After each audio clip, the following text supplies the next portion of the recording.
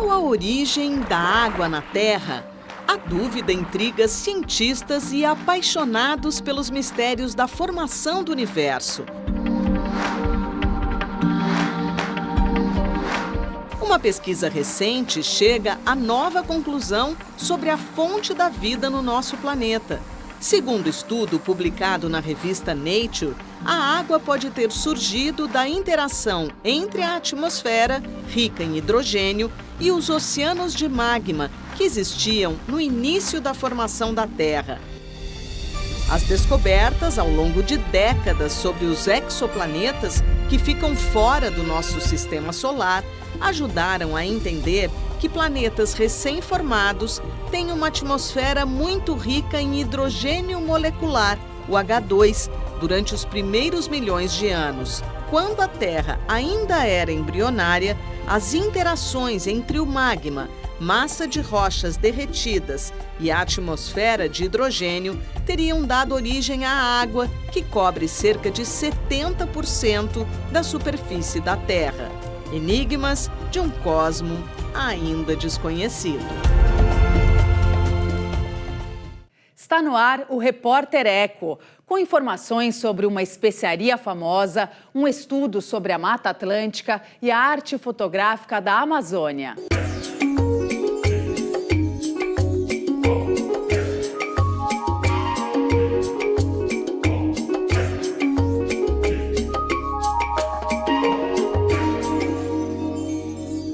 Veja os destaques do programa de hoje. Pesquisadores cruzam o Brasil para coletar amostras de baunilhas nativas. Os desmatamentos e a fragmentação de ambientes colocam em risco as árvores só encontradas em um dos biomas mais ameaçados do país. E exposição no Museu de Arte Moderna de São Paulo reúne fotos da maior floresta tropical do mundo pelo olhar de George Love.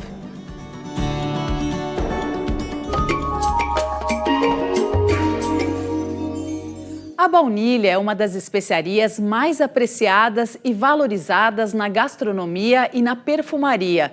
Pesquisadores da Embrapa percorreram mais de 10 mil quilômetros do Brasil em busca de espécies nativas da fava. Os cientistas acreditam que apenas 3 espécies, levadas do México para a Europa, deram origem a todas as baunilhas cultivadas no mundo.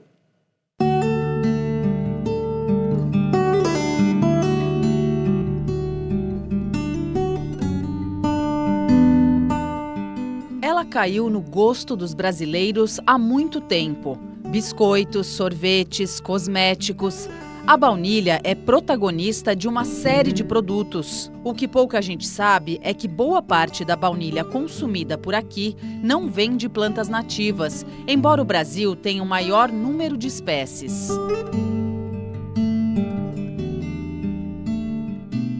Originalmente, a baunilha foi levada do México para a Europa. De lá, ganhou o mundo.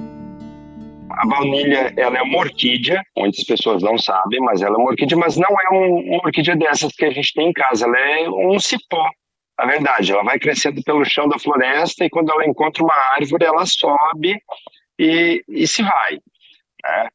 Quando os europeus chegaram à América e entraram em contato com os astecas, então os espanhóis, no caso, os astecas dominavam, né, a produção de baunilha. Assim, eles usavam a baunilha para aromatizar uma bebida feita à base de cacau.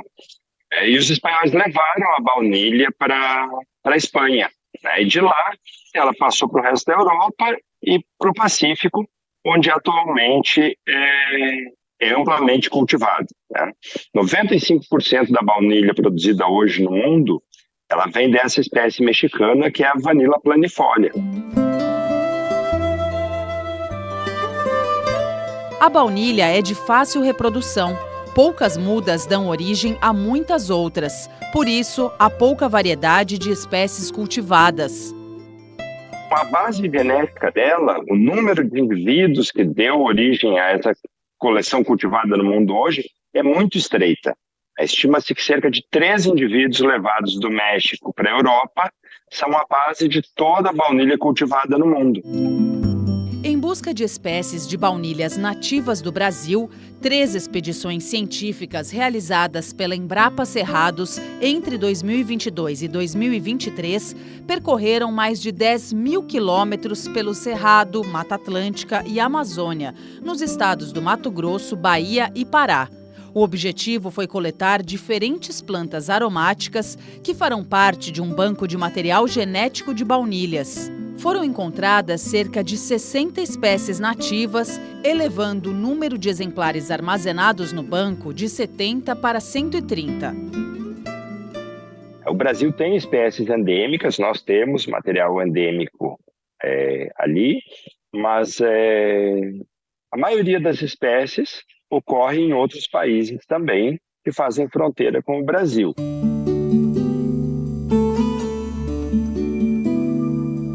Dependendo do bioma em que ocorrem, as espécies apresentam características diferentes. Embora estejam distribuídas em toda a faixa tropical do globo, somente as baunilhas das Américas, principalmente da América do Sul, são aromáticas. Nós estamos projetando para os próximos anos coletar nos grandes vazios ainda que nós temos no Brasil, que é o estado do Amazonas, o sul do Pará, o que sobrou de vegetação, e o estado do Amapá, que praticamente não tem coleta. Então, essas são as nossas novas fronteiras. O Banco de Material Genético também guarda informações sobre espécies ameaçadas de extinção por ações humanas.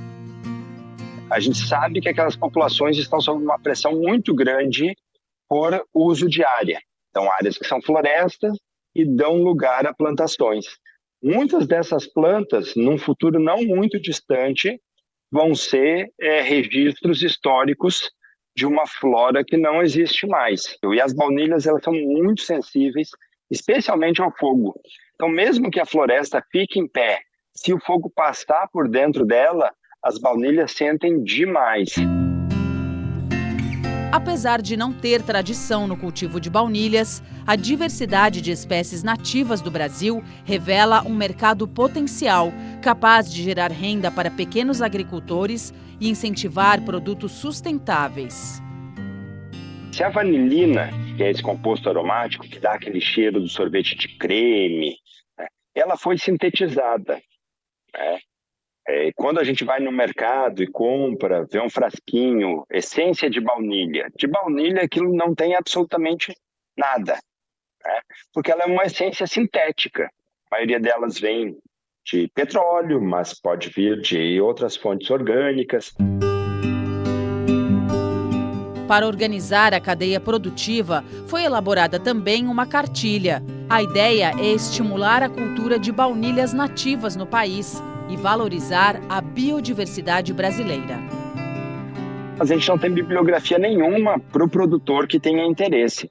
Então surgiu essa ideia de se criar uma primeira cartilha básica, para a produção de baunilha. O segundo produto agropecuário mais valioso do mundo, as técnicas estão aí, o produtor consegue acesso a mudas tipo lanifolia, e é possível cultivar em grande parte do Brasil.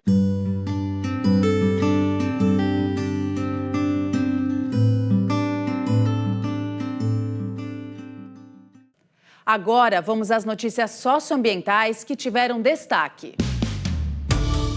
Representantes dos povos indígenas de todo o país participaram em Brasília do acampamento Terra Livre e da marcha até a esplanada dos ministérios. Com o lema "Nosso marco é ancestral, sempre estivemos aqui", o ato pedia a demarcação de terras, a garantia dos direitos aos povos originários e o fim da violência nos territórios. As lideranças se reuniram com o presidente Luiz Inácio Lula da Silva e com ministros para apresentar a carta com as principais reivindicações.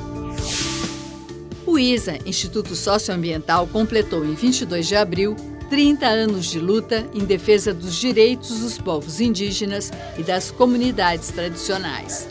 Para comemorar a data, foi lançado o selo comemorativo, produzido por artistas indígenas, com ilustrações que lembram a diversidade socioambiental brasileira. Você vai ver logo mais aqui no Repórter Eco. Estudo revela que mais de 80% das árvores exclusivas da Mata Atlântica sofrem algum grau de ameaça de extinção.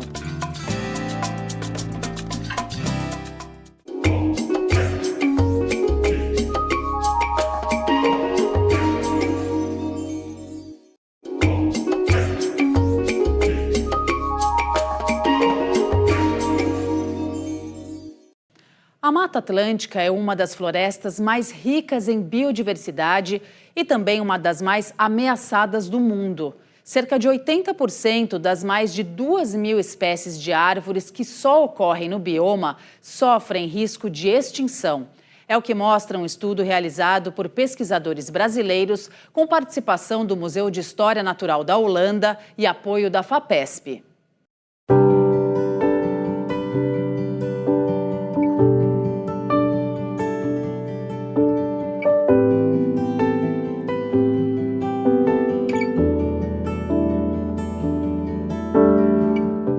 Araucária, uma das árvores mais bonitas da Mata Atlântica. No Parque Nacional do Iguaçu, no Paraná, exemplares de 50 metros de altura resistem à destruição do bioma.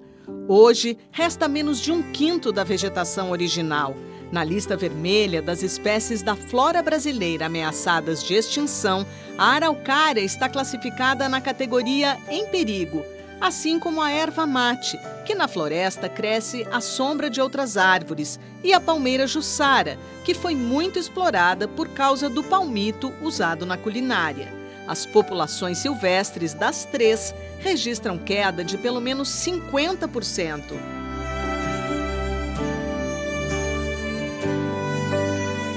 Já o pau-brasil, a árvore que dá nome ao país e também é endêmica da Mata Atlântica, só ocorre no bioma, está em situação pior. É considerada criticamente em perigo.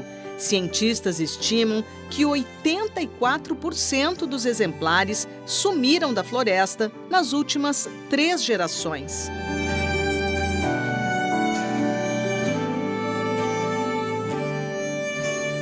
82% das mais de 2.000 árvores exclusivas do bioma correm risco de extinção. A conclusão é do estudo liderado por pesquisadores brasileiros, publicado na revista Science. Entre eles, Renato Lima, professor e pós-doutorando da Universidade de São Paulo, que atua na ESALQ, a Escola Superior de Agricultura Luiz de Queiroz. Ele é mestre em recursos florestais e doutor em ecologia. O principal fator de ameaça foi o desmatamento, o uso madeireiro, em especial em excesso e ilegal, todos os efeitos indiretos da ação humana, que incluem fragmentação de ambientes, então a degradação florestal, fogo.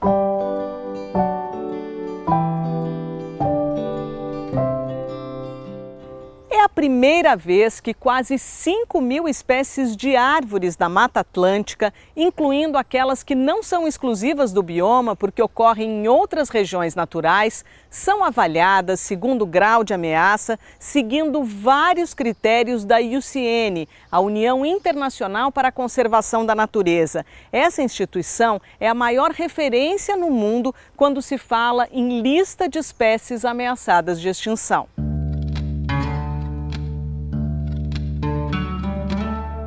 A juerana é árvore da Mata Atlântica, mas ocorre também na Amazônia, ou seja, não é exclusiva. Das 4.950 espécies analisadas presentes em outros biomas, 2/3 apresentam algum grau de ameaça, mas o estudo se concentrou nas populações dos fragmentos da Mata Atlântica. A floresta tem cerca de 2.450 espécies de árvores, arbustos, palmeiras e samambaiaçus endêmicos. Dessas, citadas genericamente como árvores, 2.025 espécies estão incluídas nas categorias em perigo, a maioria, vulnerável e criticamente em perigo. 13 espécies exclusivas do bioma foram identificadas como possivelmente extintas. Não tem registros de ocorrência confirmados nos últimos 50 anos, mas 5 tidas como extintas na natureza foram redescobertas pelo estudo. Eu acho que a notícia boa é que já faz algumas décadas o desmatamento da Mata Atlântica tem diminuído, então a tendência é que o impacto do desmatamento sobre essas espécies que sobraram, os fragmentos da Mata Atlântica que sobraram, vão sofrer menos pelo desmatamento, mas a má notícia é que esse desmatamento na Mata Atlântica ainda não é zero. Isso é uma bandeira que a SOS Mata Atlântica, essa ONG tão importante para a defesa desse bioma, traz. Outra boa notícia é que se a gente conseguir usar espécies ameaçadas de extinção da Mata Atlântica na restauração da Mata Atlântica, a gente pode talvez recuperar as populações de alguma delas.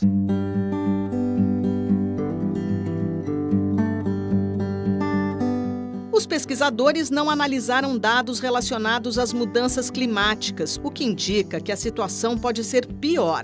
Como na floresta, animais e plantas dependem uns dos outros, a sobrevivência dos bichos também pode estar ameaçada.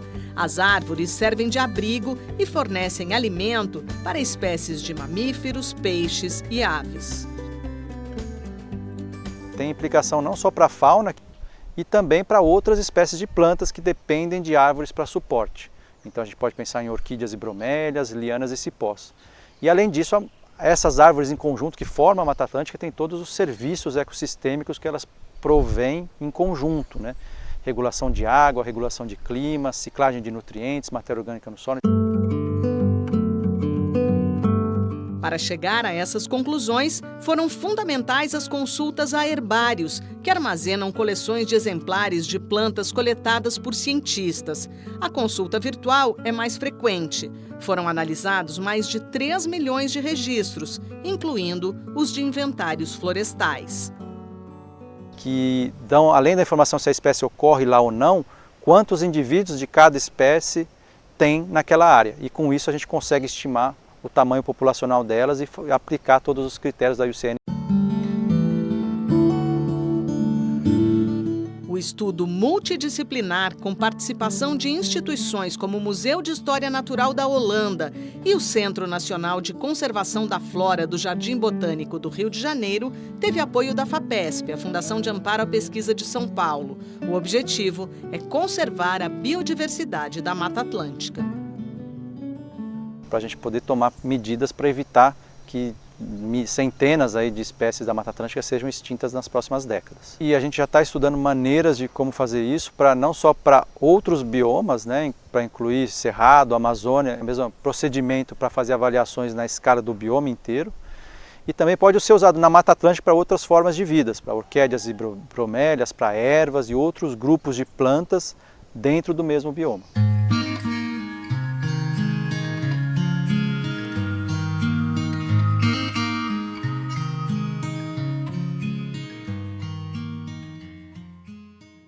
Veja a seguir aqui no Repórter Eco.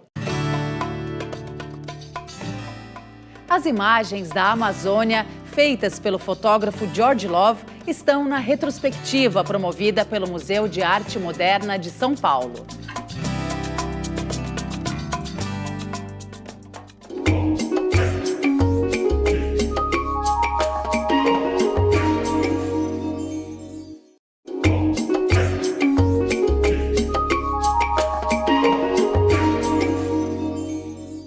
O afro-americano George Love foi um dos pioneiros na fotografia da Amazônia. Em 1966, ele e a fotógrafa Cláudia Andujar fizeram uma expedição pelo interior da maior floresta tropical do mundo. As belas imagens da viagem fazem parte da retrospectiva do fotógrafo, promovida pelo MAM, Museu de Arte Moderna de São Paulo.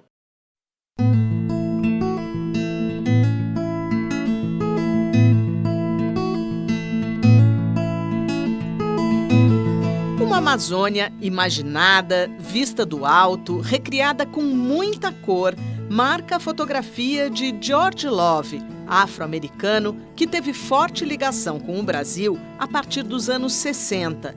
Representante da fotografia autoral, se distanciou da representação fiel e literal da realidade. Como que eu podia fotografar a paisagem da Amazônia, eu disse que para mim isto apenas podia ser feito do ar, por causa da imensidão do assunto, da necessidade de deslocamentos dentro de uma área muito grande, como é que você ia fotografar a planeta Terra? Bom, sabendo o que sabemos hoje, seria no espaço.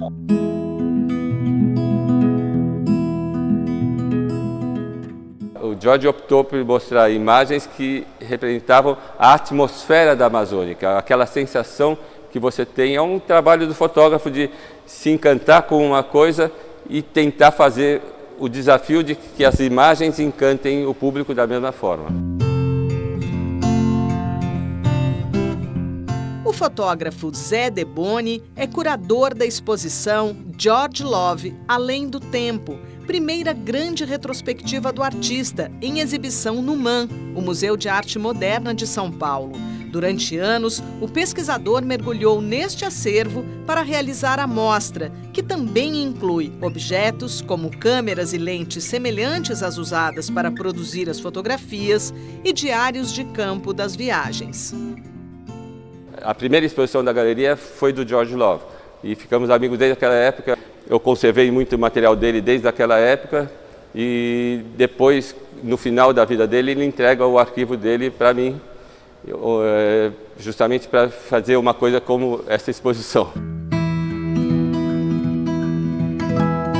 Nascido no sul dos Estados Unidos em 1937, George Love viveu na Indonésia, onde o pai foi servidor na embaixada. Ali começou a fotografar. Em Nova York, firmou a fotografia como meio de expressão.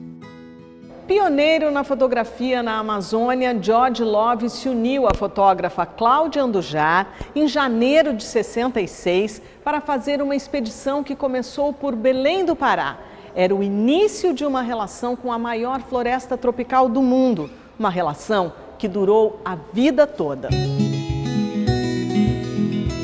Estes são retratos raros de indígenas da etnia Xikrin. Ao longo dos anos, foi Cláudia, companheira dele e parceira de trabalho, inclusive ensinando em dupla fotografia no MASP, quem se dedicou às fotos dos indígenas. Love focou na paisagem. Ele não sabe da imensidão que era, de como era difícil penetrar na Amazônia. Uma viagem sofrida de 15 dias dentro de um barco para chegar numa aldeia de índio. Passando por 30 e tantas corredeiras, coisas que você não sabe se vai sair vivo depois, no próximo dia. Em 1971, a revista Realidade revelou uma Amazônia desconhecida para os brasileiros, por meio das fotos da dupla. A capa era de Andujar, o rio que se estende pela floresta como um homem de braços abertos, de Love. 7 anos depois, apesar do término do casamento, mantiveram a parceria e publicaram Amazônia, este livro-arte, editado sem explicações sobre as imagens, mas que foi censurado pela ditadura militar por causa do texto de abertura do poeta Tiago de Mello. E ele propunha uma Amazônia livre, onde, com respeito aos habitantes originais, numa época onde estava acontecendo justamente a expansão do Brasil das fronteiras amazônicas mesmo, e a, vamos dizer, invasão daquele território, que hoje a gente sabe no que deu. Então o livro foi censurado e a tiragem foi limitada. Ficou um objeto de culto que poucas pessoas têm e é muito valorizado hoje. A mostra traz outros temas, como um ensaio de fotos sobre São Paulo, mas os retratos da paisagem da Amazônia, que também geraram livros como Service Order 8696 e Alma e Luz sobre a Bacia Amazônica, prevalecem. George Love afirmou que a fotografia era um autorretrato e, assim, o artista se fundiu à Amazônia. Inclusive, toda a fotografia, assim chamada boa, conseguiu ser um autorretrato. E era que através deste egoísmo, certo? Ideia do autorretrato, que o fotógrafo tentava chegar a um termo de entendimento comum. Vou me retratar no espelho, curiosamente, para poder ver melhor aquilo que está atrás. De volta aos Estados Unidos, George Love morreu de câncer aos 58 anos. O George tinha guardado imagem de fogo transamazônica sendo aberta, de queimadas, de terra destruída, terra arrasada pela seca, mas ele nunca mostrava, porque era o choque, que até combina com a ideia dele. O George optou pela beleza e pelo encanto visual, e que transmitia, como ele falava inicialmente, a experiência do ambiente.